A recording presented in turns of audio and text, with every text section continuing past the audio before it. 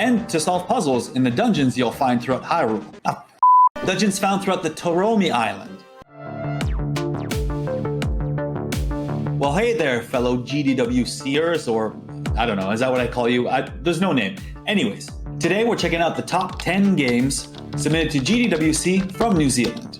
If you saw in the last episode, I said, now it kind of looks like the next episode should be based maybe in North America or Oceania. And so it is. Time to do New Zealand. I'm sure everyone already knows about the Kiwis, Maori culture, the dominating rugby players, Peter Jackson in the Lord of the Rings films, Lord, Flight of the Conchords, and most famously, not being Australian. I'm just kidding. But as a Canadian, I feel you guys, right? I get it. Little brother syndrome. But what about video games, huh? Before I give you guys a history lesson, I want to give you a quick tease at the games we're going to be looking at today.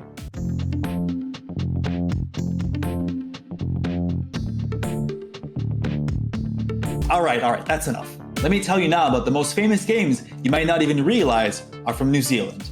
All the way from 1986, Laserhawk, Bloons, Shatter, the original DayZ mod, or should I say DayZ, Path of Exile, Mini Metro, and Mini Motorways, Polybridge, Ashen. Pretty impressive list.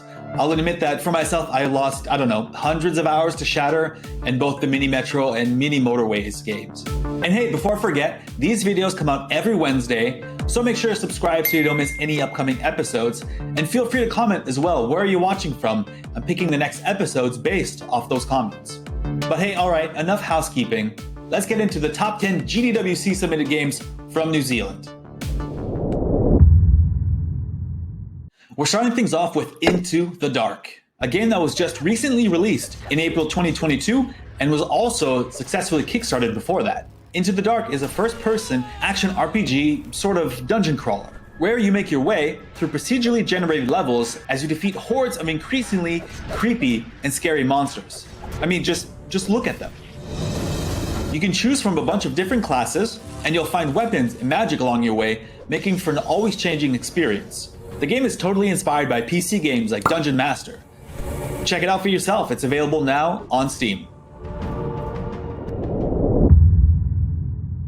Okay, let's change things up now with our number 9 spot. Seedlings by Bradsley Creative is a photorealistic puzzle platformer where you play as a sentient seed as you make your way through this forest in New Zealand.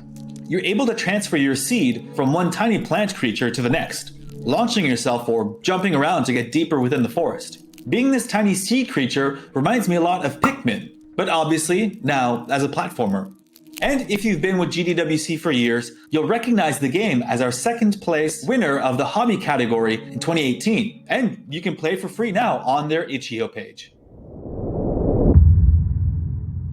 In 8th place, we've got Operation Steel from Undermog Games. The game is a side-scrolling shoot-'em-up that at first doesn't really look like it reinvents the wheel, but let me tell you, once you dig in, you'll discover that the game is actually a roguelike.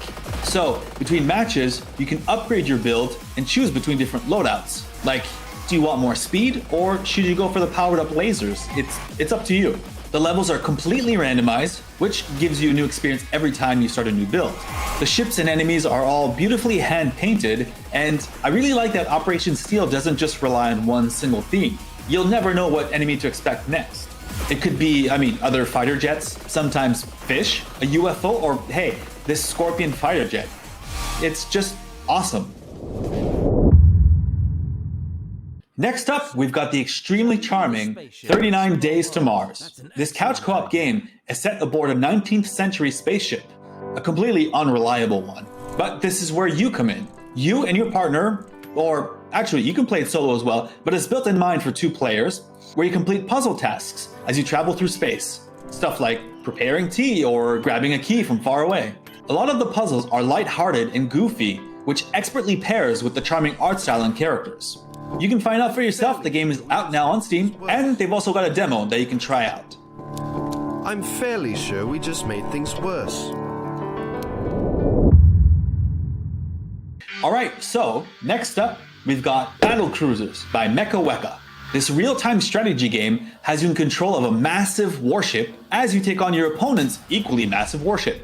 The rounds start off simple enough with a basic ship, but as the match opens up, you'll build up new weapons, drones, fighter jets. I mean, there's a whole bunch of options. And you always have to be prepared to attack your opponent in really any way possible. At first, it kind of feels like an evolution of the Worms games, but with a really distinct art style showing off just the silhouettes of your battleships.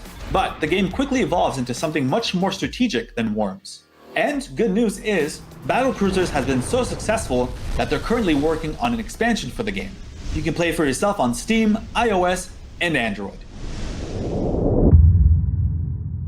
Hey, we're halfway through the list, and let's keep things strategic with our number 5 spot. Before We Leave from Bouncing Monkey Games is a city building strategy game, but it sets itself apart early on by being non-violent. So no combat or taking over other civilizations.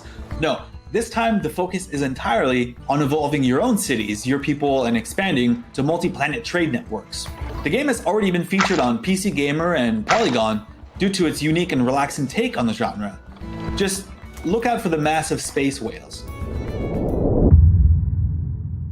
Next up, we've got Samsara from Marker Limited, a puzzle platformer where your character Z's soul was split into 2. So existing in this mirror world, you have to place blocks and create paths for Z to reach the end of the level. The trickiest part though is that you don't actually control Z. You have to create a path for them and let Z find their way out.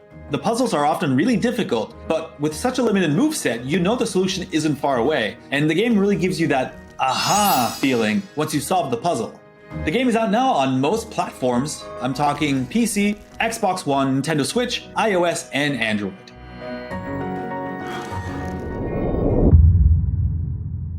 Okay, so now we're in the top 3, and our next game takes things up a notch. Well, quite a huge notch, actually. Ready or Not by Void Interactive is next. This AAA quality tactical first-person shooter has you playing as SWAT police as you and your team infiltrate different levels that blend in claustrophobic hallways and rooms as you try to locate hostages. Teamwork is key here as you and your team are equipped with different weapons and tools to pull off the task as best as possible. So you can play the game both solo or online multiplayer. But the game isn't without its controversies though. I mean, it's set in modern day America and well, I think you can fill in the blanks for yourself from there, right?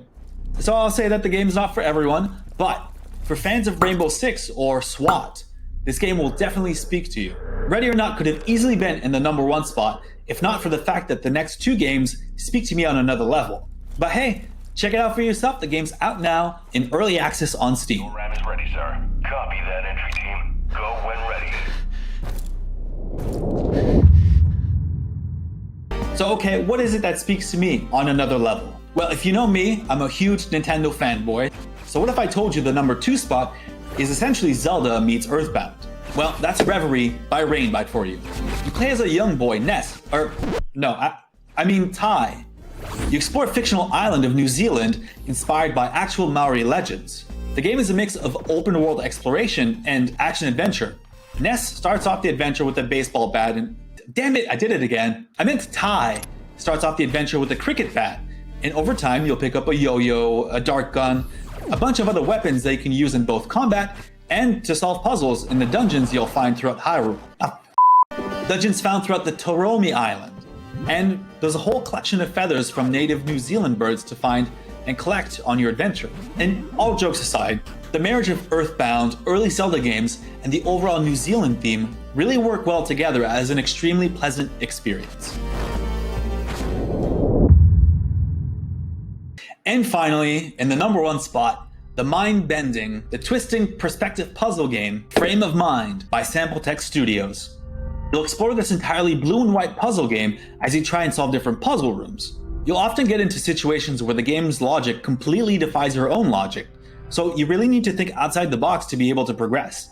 It feels like you need to trick your own brain, I'm serious. The simple control scheme lends itself well to the puzzles. All you have at your disposal are moving and jumping. The rest is up to you. The feeling of the game is highly reminiscent of stuff like Antichamber or Superliminal. Most impressively, the game was made by a group of students from Auckland, and is both a short experience and actually free now on Steam. Play it for yourself. And hey, those were my top 10 GDWC submitted games from New Zealand. I hope you enjoyed them. Let me know in the comments down below which one is your favorite. And as well, don't forget, you can subscribe to us so you don't miss any upcoming episodes. This was a blast to do. New Zealand has some serious talent and some amazing games. Thanks so much for watching. Until next time.